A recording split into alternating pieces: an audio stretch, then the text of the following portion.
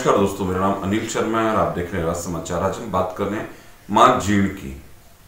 माँ जीण माता जो गोरिया से करीब 15 किलोमीटर अंदर पहाड़ियों में स्थित है, जहां करोड़ों श्रद्धालु आते हैं प्रति वर्ष और माँ मनोकामना भी बहुत जल्दी पूरी करती है। हम आपको माँ का इतिहास बताने की एक छोटी सी कोशिश कर रहे हैं कि माँ का पैतृक गांव कौन सा था, माँ वहां से जीण माता जो आज जहाँ मंदिर है वहां किस तरह आई और किस तरह माँ मनोकामना पूर्ण करती है। जीण कुंड क्या है, कहाँ माँ ने तपस्या करी, कहाँ हर्ष पर्वत है, माँ के पास जाने के बाद हर्ष के दर्शन क्यों करने चाहिए, और औरंगजेब आया तो क्या हुआ था, किस तरह भौरों वाली माता ने उसे दूर भगाया था, वहां नौबत क्यों है, काफी चीजें हैं, आप देखिए।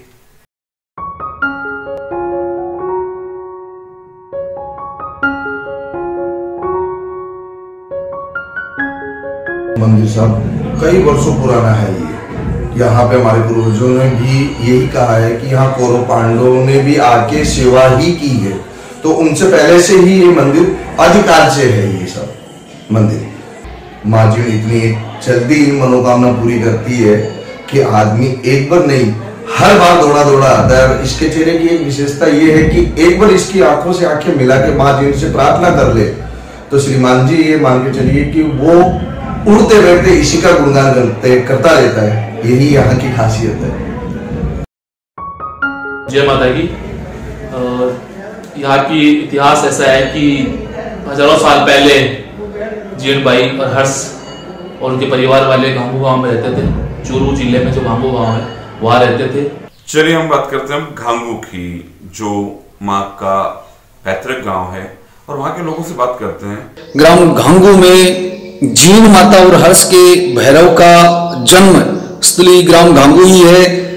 ग्राम घांगू की स्थापना चौहान वंश के द्वारा की गई है। चौहान वंश के राजा घंगराम ने ग्राम घांगू की यहाँ स्थापना की थी, अपनी रियासत यहाँ कायम की थी हजारों वर्ष पहले। जीण माता हर्ष के भैरव को जन्म घंग राजा के परिवार में है। वो घंग राजा का संतान है। आज माता जी व रत्ना देवी रहता हूँ गोरिया चले गया। और घांगू में जीण माता मंदिर का पुजारी हूँ। माँ जीण व हर्ष की जन्मभूमि घांगू ही है। एक दिन जीण बाई साहब घड़ा लेकर तालाब की ओर गई तो जीण बाई साहब और हर्ष के बीच और उसके ननद के बीच ये बात हुई थी कि पहले घड़ा किसका उतारा जाएगा। तो ननद बाई साहब और उसकी देवरानी जिठानी उनकी थी, तो उनके आपस में मतभेद के कारण उनको पूछा गया था कि भाई मेरा घड़ा कौन उतारेगा, देखते हैं आज तो हर्ष ने अपने वाइफ का घड़ा उतार लिया था। इसलिए जीण बाई साहब नाराज हो गई थी अपने भाई से और वह तब घर छोड़कर निकल गई थी। फिर यहाँ पर पहाड़ों के चलते गई पहाड़ों के बीच में, तो हर्ष जीण बाई साहब दोनों आगे पीछे चलते गए। फिर हर्ष ने रोकने का बहुत प्रयास किया लेकिन जीण बाई साहब नहीं रुकी और फिर जीण बाई साहब ने तपस्या करने के लिए यहाँ पर कहा। तो यहाँ पर एकादशी कर जीण माता का मंदिर है, उस पर जीण बाई साहब ने तपस्या की थी और जस्ट पीछे उसके हर्षनाथ का मंदिर है। वहां पहले ये पहाड़ जुड़वा थे, वहां हर्षनाथ ने तपस्या की थी। तो ये दोनों आपस में एक दूसरे के पीठ देकर बैठ गए थे। तो जीण बाई साहब ने कहा कि नहीं भाई साहब, आप हमारे पीठ देकर नहीं बैठे, हम आमने सामने बैठे। तो जीण बाई साहब ने तपस्या एकादशी माता जी के मंदिर प्राचीन स्थान है वहां पर की थी और हर्ष ने तपस्या शिव शंकर भोलेनाथ की थी। फिर जीण जयंती का रूप लेकर यह प्रकट हुई जीण बाई साहब और हर्षनाथ शिव जी के रूप में प्रकट हुए।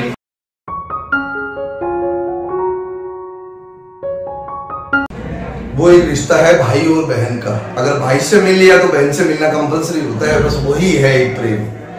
तो माँ जीण से भी आशीर्वाद ले लिया तो भाई से भी ले लिया जाए, इसलिए माँ जीण के दर्शन करने के बाद में लोग भैरव जी के दर्शन करते हैं जो ठीक अपने नजदीकी है। हर्ष मंदिर काफी दूर है सुरेंद्र जी। नहीं, यहाँ से हर्ष मंदिर दूर है, लेकिन अपने ठीक मंदिर बाजू में, जहाँ यहाँ से मंदिर के ठीक 100 मीटर की दूरी पे हर्षनाथ के पगले पड़े हैं।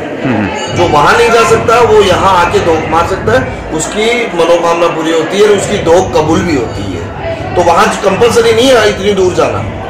तो माता जी के ठीक 100 मीटर की दूरी पे ही मंदिर बना हुआ है हर्षनाथ भगवान का, तो वहां आके इनके धोख मार सकता है।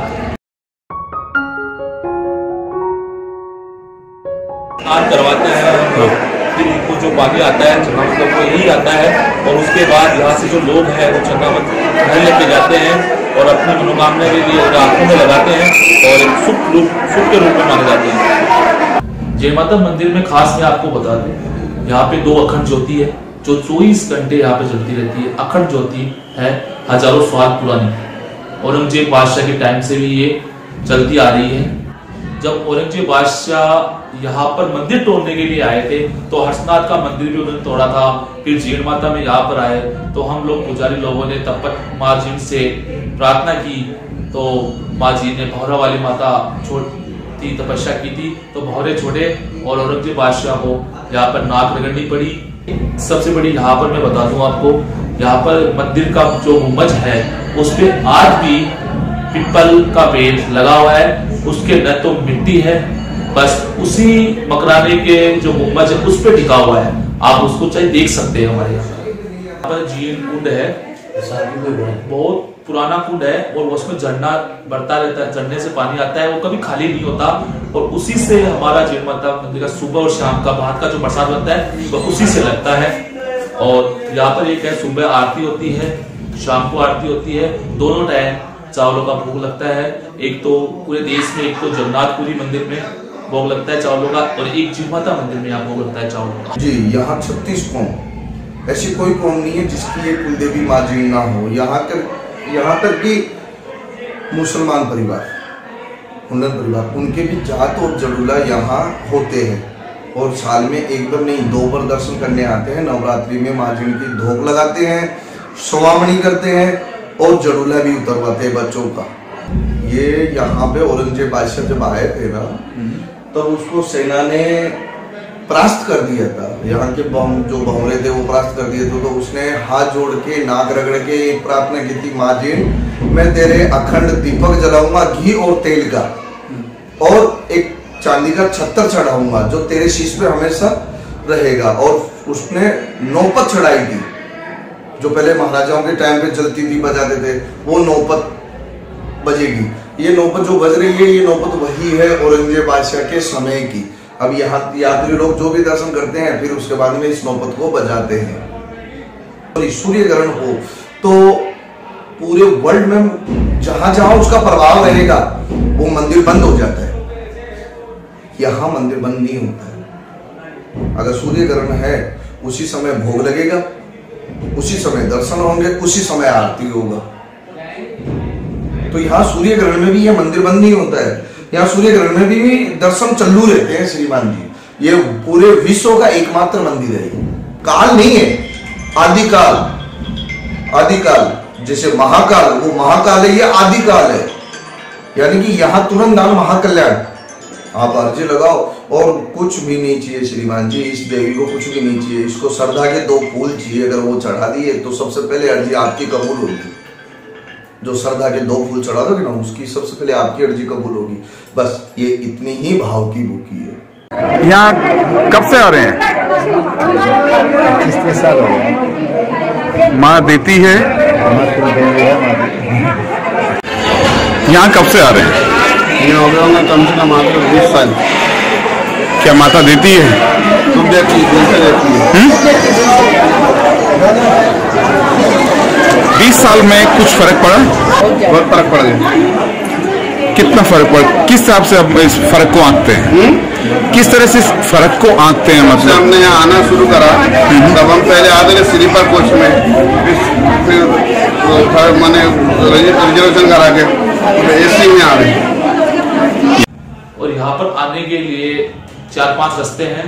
एक तो खूड़ से होते हुए और एक गोरिया से होते हुए, एक बाजोर के अंदर से रास्ता आता है जिनमाता का, और राणौली, पलसाना, खाटू श्याम जी होकर भी रास्ता आता है, और दाता रामगढ़ भी रास्ता आता है यहाँ पर जीर्ण धाम आने के लिए। बहुत से दूर दूर से लोग आते हैं यहाँ पर। और 5-7 दिन पहले जो गुप्त यहाँ से अभी नवरात्रि खत्म ही हुए हैं, गुप्त नवरात्रि खत्म ही हुए हैं 2-3 दिन पहले, तो वहां से US से, ऑस्ट्रेलिया से और बहुत से कंट्री से यहाँ पर दर्शन करने के लिए आए थे।